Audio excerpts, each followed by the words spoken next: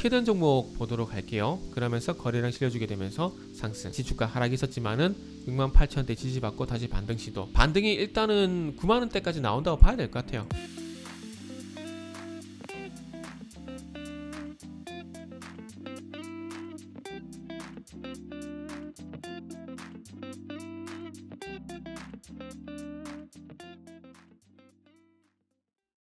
자, 반갑습니다. 알파프로 가족 여러분, 정태근 전문가입니다. 2월 9일 두 번째 방송 시작을 하도록 하겠습니다. 자, 두 번째 방송 종목은 삼성 바이오로직스입니다. 그리고 방송 말미에는 히든 종목이 공개가 됩니다. 방송 끝까지 시청을 좀 부탁드리고요. 방송 보시고 난 이후에는 좋아요, 구독 부탁드리도록 하겠습니다.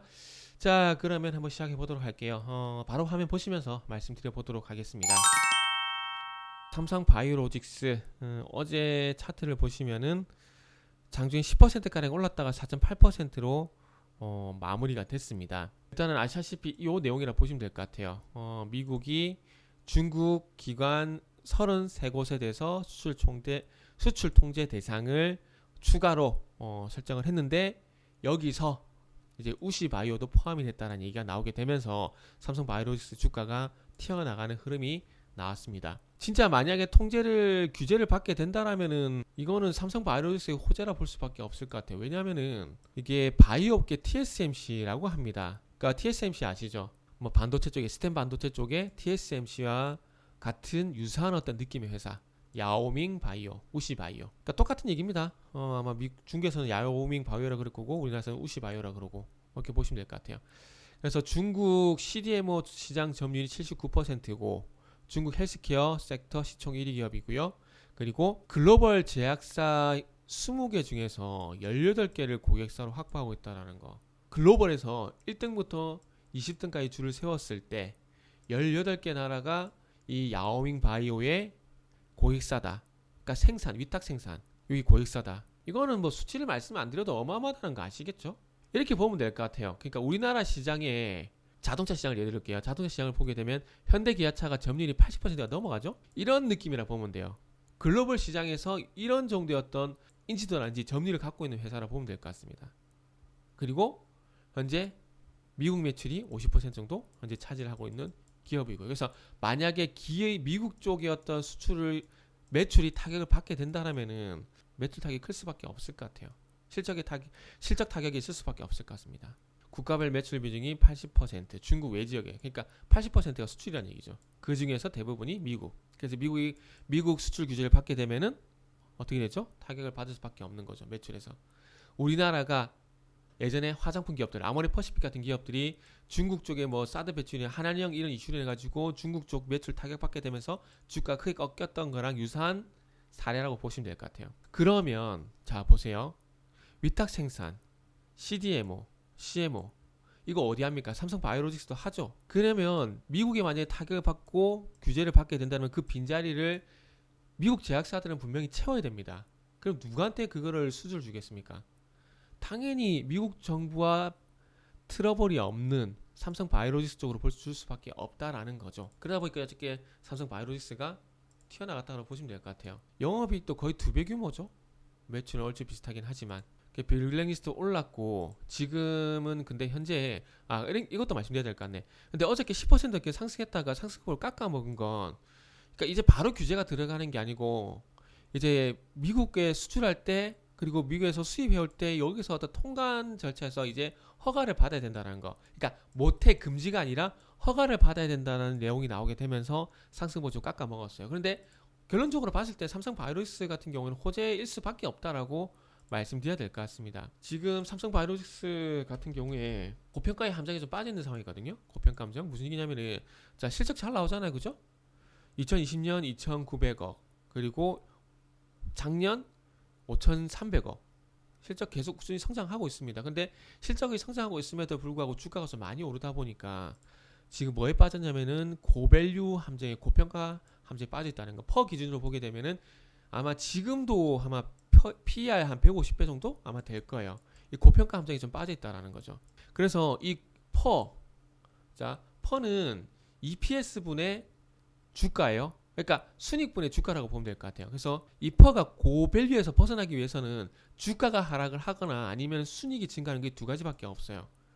근데 지금 순익이 증가하는 것 대비 주가가 좀 많이 높다 보니까 지금 주가가 하락하는 거 방법밖에 없어요. 그런데 만약에 이 우시바이오가 가지고 있는 매출처를 가져와서 순익이 증가를 하게 된다면은 지금 주가는 가만히 있더라도 저평가 구간에 진입을 할 수가 있다라는 거죠. 적어도 고평가 구간에 고평가를 해소를 할 수가 있다라는 거죠. 그리고 고평가 해소가 되게 되면 또 주가가 더 갈 수가 있다는 결론이 나올 수 있겠죠.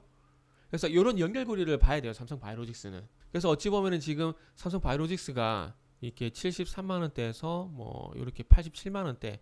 어차피 이 박스권이에요. 박스권. 뭐 이탈할 수도 있겠지만 현재로는 박스권이라 봐야 될 것 같아요.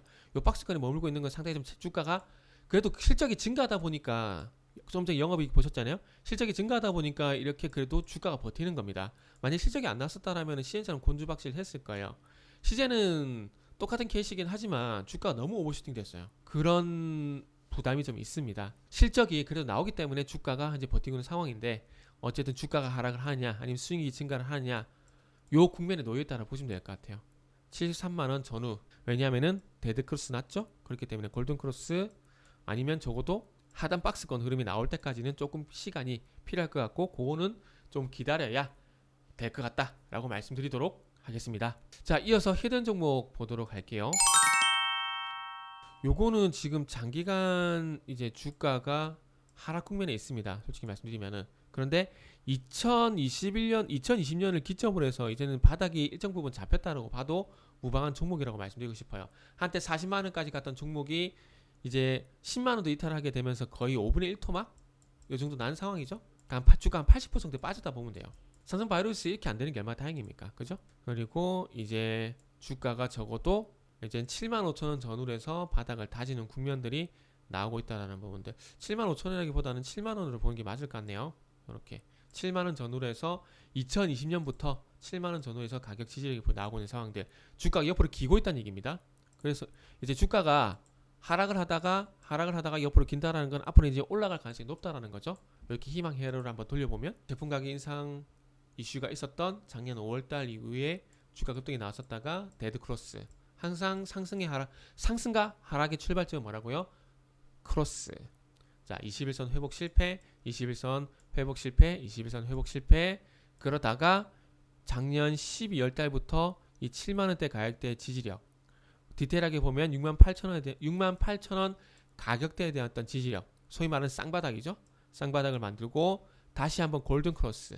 출발점. 항상 분기가 되는 출발점. 골든 크로스. 그러면서 거래량 실려주게 되면서 상승. 여기서 뭐 급등을 따라잡아라는 얘기가 아닙니다. 단기 추세가 이제는 그래도 상승으로 전환됐다라고 안심을 해도 되지 않을까라는 말씀을 좀 드리고 싶은 거예요. 그렇기 때문에 이런 흐름이 나왔기 때문에 앞으로 5일선이 됐던 21선이 됐던 다시 한번 근접을 하게 되면은 이제 조정시 매수 관점에서 볼 수 있는 종목으로 바뀌었다라는 거죠. 그리고 이제 조정시 매수하고 난 다음에 이제 분기점이 될 만한 부분 이제 9만 원이라 봐야 되겠죠. 하락이 나오게 되면서 2019년도 하락이 나오게 되면서 9만 원대 지지를 보였다가 반등이 났지만 다시 이탈을 해버렸고 그리고 난 다음에 작년 2021년도에 9만 원대 저항을 받고 그리고 다시 주가 하락이 있었지만은 68,000원대 지지받고 다시 반등 시도. 조정이 나오게 되면은 반등이 일단은 9만 원대까지 나온다고 봐야 될 것 같아요. 그래서 1차 분기점은 9만 원 이렇게 볼 수 있을 것 같고요. 그리고 이제 1차 분기점은 1차 목표 주가가 되는 거고요. 요런 논리로 한번 보시면 좋을 종목일 것 같습니다. 그리고 히든 종목은 알파프로 홈페이지에서 확인을 하시면 됩니다.